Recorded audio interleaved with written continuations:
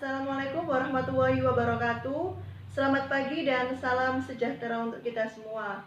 Bertemu lagi dengan saya, Yulia Susanti, selaku Guru Pendidikan Pancasila dan Kewarganegaraan di SMK Informatika Sumber Ilmu Tulangan.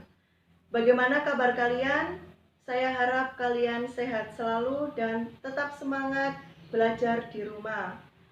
Sebelum materi ini saya berikan, kalian bisa keluarkan dulu buku catatan kalian dan kita berdoa bersama-sama agar pandemi COVID-19 ini segera berakhir.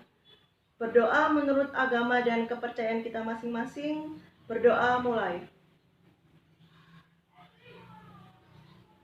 Berdoa selesai.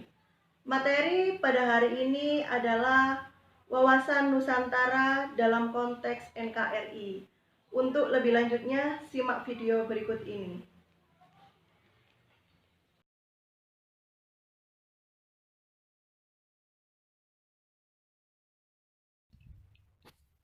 Sebelum saya menjelaskan materi tentang wawasan Nusantara dalam konteks NKRI, alangkah baiknya kita mengetahui kompetensi inti, kompetensi dasar, indikator, dan tujuan pembelajaran.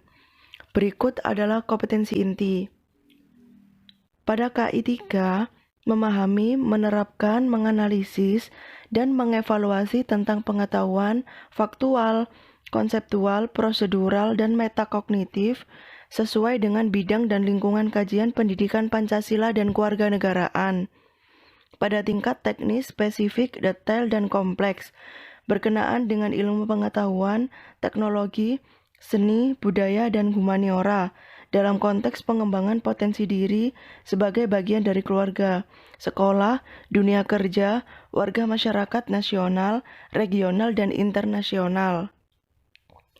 Pada KI 4, melaksanakan tugas spesifik dengan menggunakan alat, informasi, dan prosedur kerja yang lazim dilakukan serta memecahkan masalah sesuai dengan bidang kajian pendidikan Pancasila dan kewarganegaraan, menampilkan kinerja di bawah bimbingan dengan mutu dan kuantitas terukur sesuai dengan standar kompetensi kerja. Berikut adalah kompetensi dasar dan indikator pembelajaran.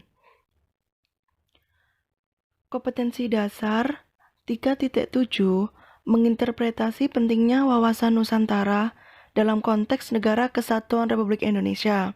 Indikatornya ada 3. Yang pertama, mendeskripsikan pengertian wawasan Nusantara. Yang kedua, mendeskripsikan kedudukan, fungsi, dan tujuan wawasan Nusantara.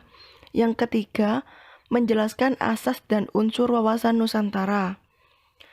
Pada kompetensi dasar 4.7, mempresentasikan hasil interpretasi terkait pentingnya wawasan Nusantara dalam konteks Negara Kesatuan Republik Indonesia.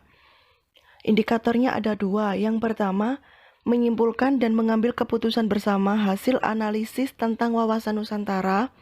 Yang kedua, mempresentasikan hasil analisis tentang wawasan Nusantara. Pada tujuan pembelajaran, yang pertama, peserta didik dapat memahami pengertian wawasan Nusantara. Yang kedua, peserta didik dapat mendeskripsikan kedudukan, fungsi, dan tujuan wawasan Nusantara. Yang ketiga, peserta didik dapat menjelaskan asas dan unsur wawasan Nusantara. Yang keempat, peserta didik dapat menyimpulkan dan mengambil keputusan bersama hasil analisis tentang wawasan Nusantara. Dan yang kelima, peserta didik dapat mempresentasikan hasil analisis tentang wawasan Nusantara. Oke anak-anak, kita memasuki materi wawasan Nusantara dalam konteks NKRI. Materi yang pertama kali kita bahas adalah pengertian wawasan Nusantara. Secara etimologi, wawasan Nusantara adalah cara pandang terhadap kesatuan kepulauan yang terletak antara dua benua, yaitu benua Asia dan benua Australia, dan dua samudra, yaitu Samudra Hindia dan Samudra Pasifik. Menurut TAP MPR tahun 1993, dan 1998, wawasan Nusantara adalah suatu cara pandang dan sikap bangsa Indonesia tentang diri dan lingkungan dengan mengedepankan persatuan dan juga kesatuan demi mencapai tujuan nasional. Jadi kesimpulannya, wawasan Nusantara itu adalah cara pandang dan sikap bangsa Indonesia terhadap diri dan lingkungannya dengan mengutamakan persatuan dan kesatuan bangsa serta kesatuan wilayah dalam penyelenggaraan kehidupan bermasyarakat, berbangsa, dan bernegara.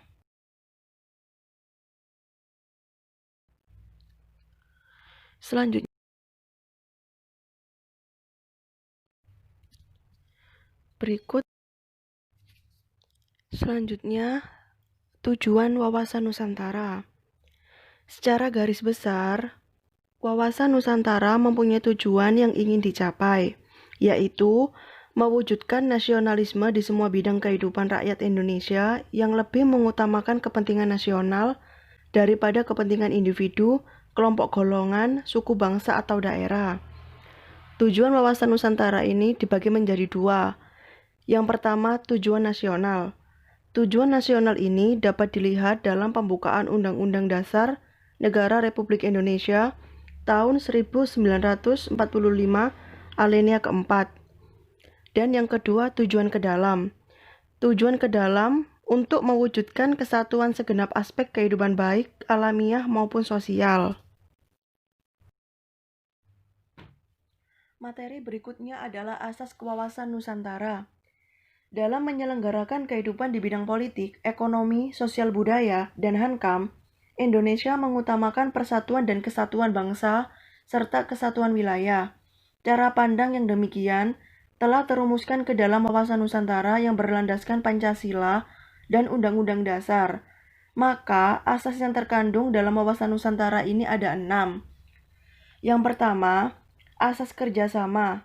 Asas ini merupakan kebersamaan, gotong royong, ringan sama dijinjing, berat sama dipikul.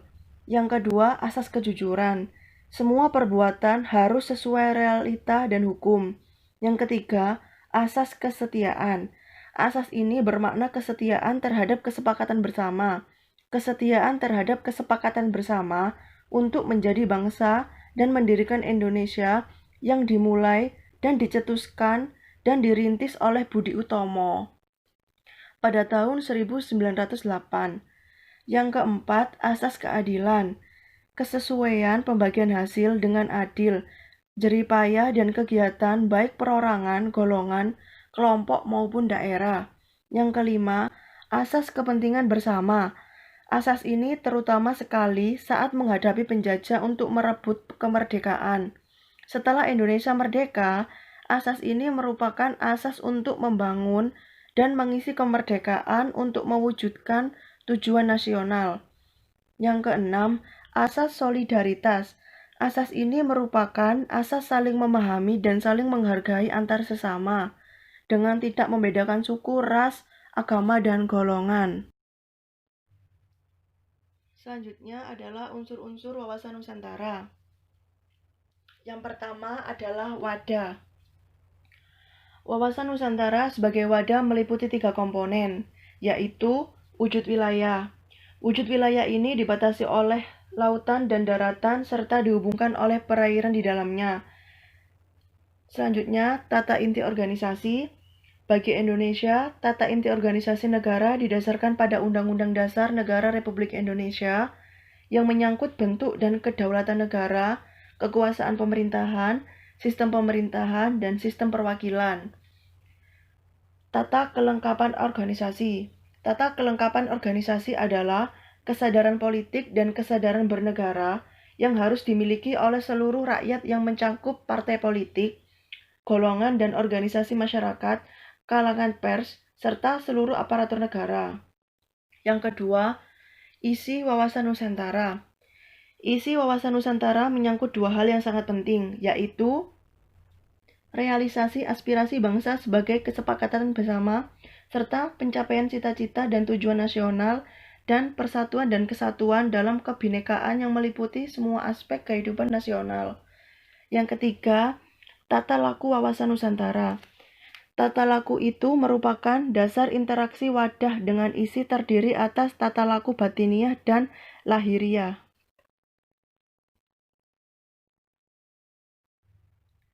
Oke anak-anak, itu tadi adalah materi tentang wawasan Nusantara dalam konteks NKRI. Jika kalian sudah mencatat materi tersebut, silahkan kerjakan latihan soal berikut ini. Lalu cara pengumpulannya melalui WhatsApp di bawah ini. Dan jika kalian kurang paham, boleh kalian bertanya melalui WhatsApp yang ada di bawah ini ya. Itu tadi materi yang dapat saya sampaikan, dan perlu saya ingatkan kembali, tetap jaga kesehatan, jangan lupa cuci tangan, memakai masker, dan selalu jaga jarak. Sekian video dari saya.